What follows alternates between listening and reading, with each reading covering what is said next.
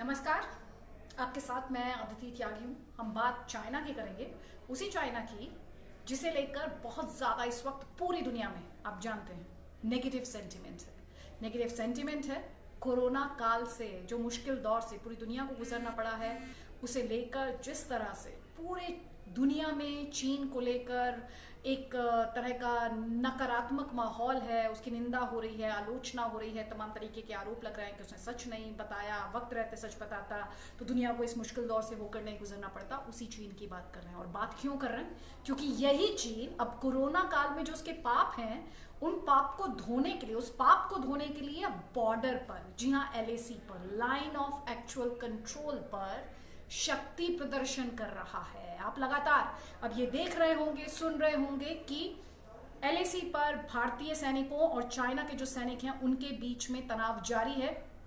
और कुछ एक्सपर्ट्स का तो यहां तक कहना है कि ये तनाव उतना ही गंभीर है जितना आपको 2017 में याद होगा, डोकलाम आपको याद होगा, 73 दिन तक पूरा जो स्टैंड ऑफ था वो रहा था।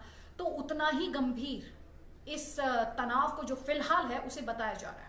लेकिन आज हमें बात भारत की पॉलिसी की भी करनी होगी। भारत की पॉलिसी की बात इसलिए करनी होगी क्योंकि भारत की तरफ से भी बिल्कुल साफ कर दिया गया है, आप जैसा सलूक करोगे वैसा ही भारत व्यवहार आपके साथ करेगा। अंग्रेजी में कहते हैं इसे टिट फॉर टैट, जैसे को तैसा।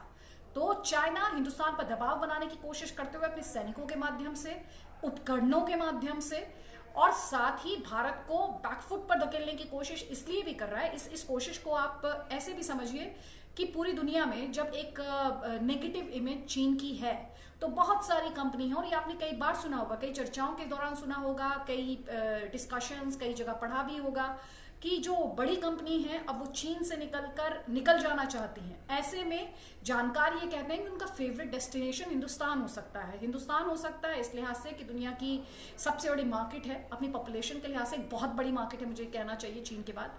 और साथ ही हिंदुस्तान जो है यहाँ पर लोकतंत्र है, तो हिंदुस्तान की एक छवि भी रही। आपने देखा कोरोना काल में कैसे हिंदुस्तान स्वार्थी बनकर नहीं सोच रहा था। प्रधानमंत्री मोदी की अगुवाई में आपने देखा हिंदुस्तान ने एक विश्व गुरु वाली जो उसकी इमेज थी उसे दुनिया के सामने रखा, चाहे फिर वो हमने देखा कि सार्क का वर्चुअल समिट रहा हो या फिर G20 देशों का वर्चुअल समिट रहा हो। तो एक गुडविल भारत ने हासिल की है over a period of time. तो चीन को भी यही भय, डर, खौफ सता रहा है कि उसके यहाँ से जो मार्केट, अगर कंपनियां यहाँ से निकलेंगी उसके यहाँ से, तो हिंदुस्तान में ना चली जाए, क्योंकि इसका सीधा फायदा अगर हिंदुस्तान को होगा तो हिंदुस्तान वर्ल्ड ऑर्डर में एक नई पोजीशन अख्तियार करेगा, एक नई पोजीशन लेगा। और यही चिंता चीन को सता रही है, और शायद इसीलिए वो ये लगातार कोशिश कर रहा है कि हिंदुस्तान गलत वजहों से सुर्खियों में आए।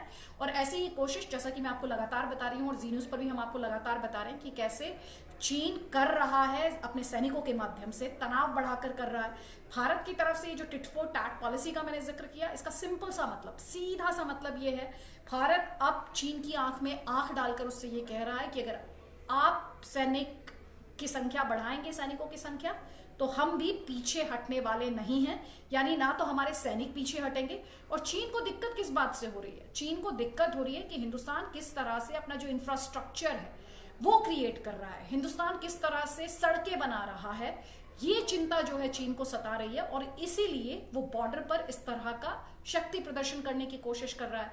अब आप इसे ऐसे भी समझ सकते हैं कि प्रधानमंत्री मोदी और शी जिनपिंग, जब इनकी मुलाकात हुई है, खासतौर पर जब वो हिंदुस्तान में आए हैं शी जिनपिंग, तब की बात करें तो प्रधानमंत्री ने बहुत खुला दिल दिखाया है, बहुत गर्मजोशी दिखाई है। फिर हिंदुस्तान ने यह भी दिखाया कि उसे कूटनीतिक तौर पर भी परेशानियों को या जो प्रॉब्लम्स होती हैं उसे सुलझाना आता है। हम ये देख चुके हैं डोकलाम में। अब इंटरेस्टिंग एंगल ये है कि जिस तरह से भारत चाइना की आंख में आंख डालकर उसे जवाब दे रहा है, ये कहीं ना कहीं भारत की जो सैन्य शक्ति है उसको दिखाने की भी कोशिश है कि अगर आप हमारे साथ ऐसा करने की कोशिश करेंगे तो हम भी पीछे नहीं रहेंगे। और इसी सिलसिले में आपको ये भी बता देती हूँ कि सेना प्रमुख, डिफेंस फोर्सेस, तीनों ही डिफेंस फोर्सेस के जो प्रमुख हैं उनकी, और रक्षा मंत्री राजनाथ सिंह की, साथ ही सीडीएस जनरल बिपिन रावत भी उस मीटिंग में मौजूद थे। तो इनकी मीटिंग्स हुई हैं।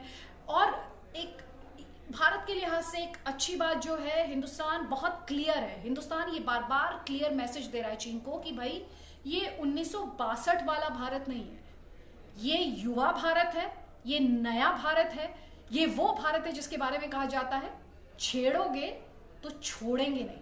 हिंदुस्तान खुद जाकर किसी की टेरिटरी में दखलंदाजी नहीं करता है, लेकिन अगर आप हिंदुस्तान को टेकन फॉर ग्रांटेड लेना शुरू कर देंगे, अगर आप उसकी सीमा में सेंध लगाने की कोशिश करेंगे, तो फिर हिंदुस्तान चुप नहीं बैठेगा, और सिर्फ चुप ही नहीं बैठेगा, फिर ऐसा लेसन सिखाएगा कि सबको हमेशा याद रहेगा। तो कुल मिलाकर नया भारत, युवा भारत और पूरे तरीके से हिंदुस्तान की स्ट्रैटेजी, पॉलिसी, उसका आउटलुक क्लियर। तो दूसरी तरफ चीन का डर, खौफ, उसकी चिंता अपनी मार्केट को लेकर भी, उसकी चिंता हिंदुस्तान के बढ़ते हुए कद को लेकर भी, उसकी चिंता कोरोना काल में जो उसकी इमेज पे धब्बा लगा है, जो बट्टा लगा है, उसे उस इमेज से ध्यान कैसे भटकाए, उसके साथ आप ये जो भारत के साथ उसका तनाव है बॉर्डर पर, उसे जोड़कर देख सकते हो। यहाँ पर आपको याद दिला देती हूँ, नेपाल के, आपको याद होगा नेपाल ने किस तरह से भारत में के हिस्सों को, भारत के हिस्सों को अपने नक्शे में दिखाने की कोशिश की थी, नापाक कोशिश की थी। उसमें भी बार बार यही कहा जा रहा है कि चाइना की शय ही थी, जी हाँ, चीन की शय थी, जिसके तहत उसने ये सब कुछ किया था। लेकिन भारत अब हर चुनौती के लिए तैयार, हर चैलेंज के लिए तैयार। और बड़ी बात ये हो जाती है कि हिंदुस्तान के साथ जो तमाम दूसरे देश हैं, चीन और पाकिस्तान की, क्या कहना चाहिए, इनके अलायंस को अगर आप छोड़ दें, तो दुनिया जो है वो हिंदुस्तान के साथ खड़ी होती है। प्रधानमंत्री मोदी के लिए जिस तरह की गुडविल है, जिस तरह का उनको सपोर्ट मिलता है, तो हिंदुस्तान पूरी दुनिया को इस समय लीड करते हुए दिखाई देता है। खासतौर पर मैं कोरोना काल की बात कर रही हूँ, और चीन और पाकिस्तान अपनी नापाक साजिशों में लगातार कोशिशें कर रहे हैं। No signal, no worry. Presenting Z News app with live TV, latest updates and expert opinion. Available on Google Play and App Store. Download it now.